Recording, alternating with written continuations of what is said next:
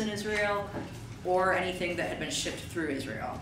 I just want to point out that in 1977, our great friend and ally Jimmy Carter signed anti-boycott legislation, making it illegal to comply with the Arab League boycott.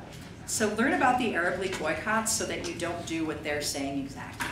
And I should mention there's actually a memo out on my table in the hallway that goes through what the anti-boycott legislation is and how it impacts the kind of campaigns that we're running, because you do not want the Treasury Department to shut you down. The Arab League boycott kind of withered, I would say, after the normalization process in Oslo. The only countries really holding it up right now are Lebanon, Syria, and of course Iran, which is not an Arab country.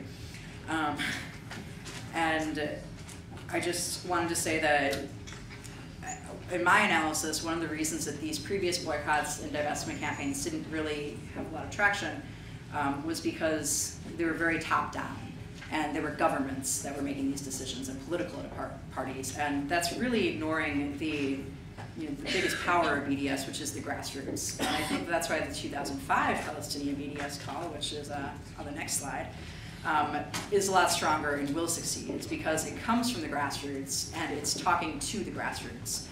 It's not about governments, it's not about political parties, which is a huge difference from the past.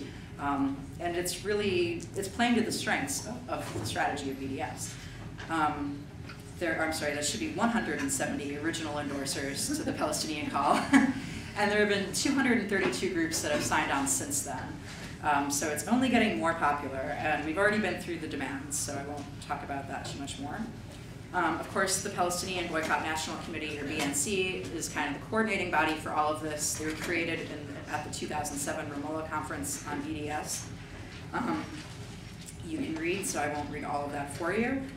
But I will point out that one of their specific goals is to be this Palestinian reference point for BDS. It's, as Abe pointed out, it's to sort of take this burden off of our shoulders of deciding what Palestinians want, because guess what? Palestinians can tell us what they want. Pretty convenient. They really want. Okay. Gotta keep it fun. So moving away from Palestine and what they're actually doing there and around the world, I'm going to start with Europe because it's very exciting and they have had a lot more success than we have, and I'm white and Eurocentric. So I'll just start out with, I'll start with a topic that's not on this slide, which is churches. The Church of Sweden has been amazing for this campaign.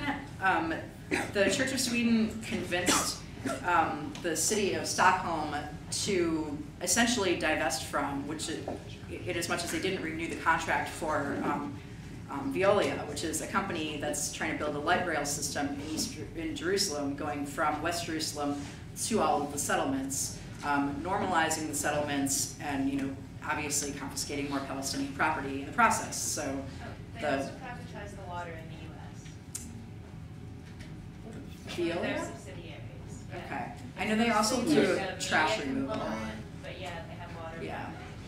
Anyways, the Church of Sweden was awesome. Totally convinced the city of Stockholm to dump Veolia. Deshelving actions have been really popular in Europe too. That's basically where you go into a grocery store with a group of people, you take all the Israeli products off the shelves and you pass out flyers about why you think people should be boycotting these products.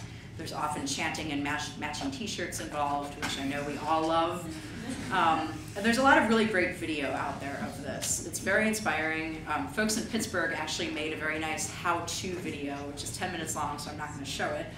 But if you know how to use YouTube, I bet you can find it. Student protest is also a huge part of the European campaign. I mean, on campuses all over the place. I'll just point out, though, during the Operation Cast Lead, assault on Gaza, the University of Edinburgh they occupied like one of the main lecture halls.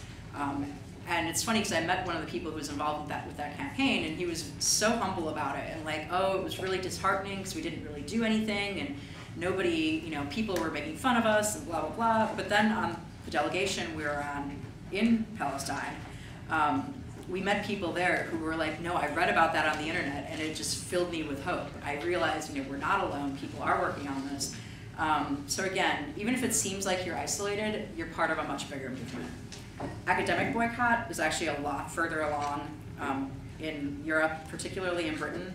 Back in the spring of 2002, 123 British academics sent a letter to the Guardian newspaper about why they were participating in academic boycott of Israeli institutions, and it's really only grown since then. I hate to be negative, but I will say that there's a lot of hostility in the British Academy toward the Israeli Academy. A lot of Israeli lecturers are refusing to even go to Britain because they know that when they get there, they're going to be facing so much opposition that they'd rather just avoid the whole thing. So I guess that's a success story.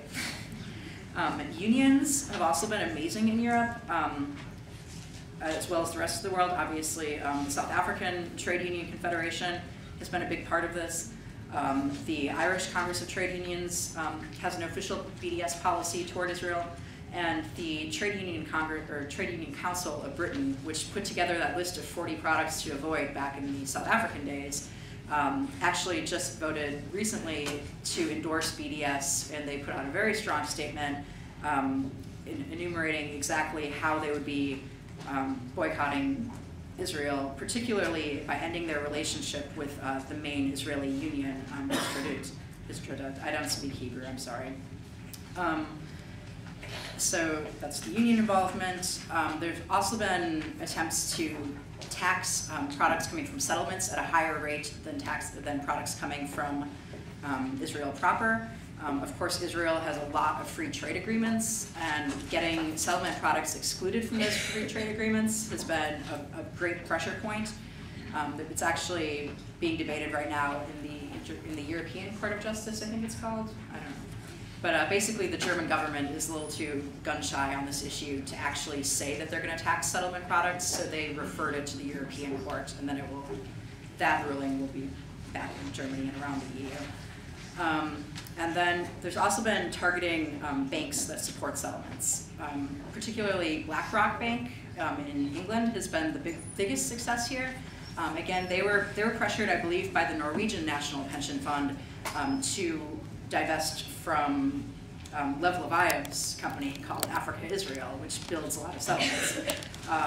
So while it's not complete, divestment from Israel, it's actually a great starting point, and hopefully we can build on it. Back home, I will just say that this Interfaith Peace Initiative /globalactions.pdf is a ridiculously huge document that if you're ever feeling like we're not getting anywhere, you should just kind of skim through, because it lists like every BDS campaign in the world, pretty much. And it can be overwhelming, but it's really inspiring. And there's so much diversity coming from faith institutions, academic institutions, labor institutions, and it really it makes you feel like there's somewhere to go, and gives you new ideas about what you could launch in your own community. Academic and cultural boycott. I wanted to show you a video for the Metz Hebron Fund campaign. However, I've been having a lot of trouble loading it, so I'll just tell you that it's a really cool video, and you should find it on Adala New York's website. You can also go to tinyurl/Metz Hebron today to send an angry email to the Mets telling them that the Hebron Fund is a violent and racist organization that they should not be supporting. I'm including this in academic and cultural boycott because the Mets, I think, are kind of a cultural institution, and they should not be supporting settlements. The other academic and cultural boycott campaigns were the Bat Sheva Dance Company, which toured the United States, paid for by the Israeli government, to give them a nice, pretty cultural image after Operation Cast Lead, so we would forget about all the civilians they killed and only think about Debka, I guess. So there was a big campaign for venues to boycott them and to educate people in the US about the Rebrand Israel campaign. You can find a lot more about that on the website. I've also been working a lot with institutional investors to divest.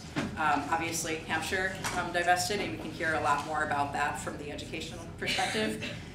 As far as faith goes, the Methodist Church, the Presbyterian Church, and to some extent the Episcopalian Church have all been